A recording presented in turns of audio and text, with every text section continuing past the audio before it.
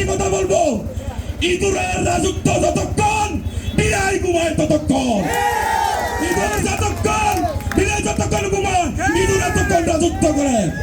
ইনশাল্লাহ আগামী আন্দোলন সংগ্রামে যুবদল, স্বেচ্ছাসেবক দল, ছাত্র দল সবাই কাঁধে কাঁধ মিলিয়ে সকল গণতন্ত্র মোকাবেলা করবো ইনশাল্লাহ।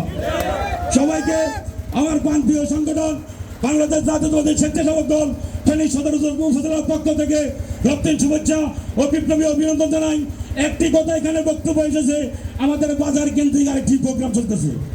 বিএনপি মহাসমুদ্র, বিএনপি বিশাল একটি সংগঠন, এইখানে প্রতিযোগিতা থাকতে পারে, এটা কি আপনারা কেউ মাথা নিবেন না?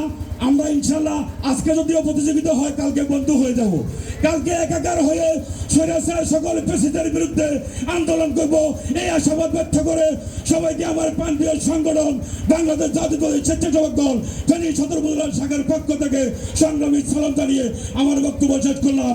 তারেক জিয়া দিনের বেশে আসবে ফিরে বাংলাদেশে, এসব ফিরে তারেক ভাই, জাতি তোমার অপেক্ষায়। সালাম আলাইকুম।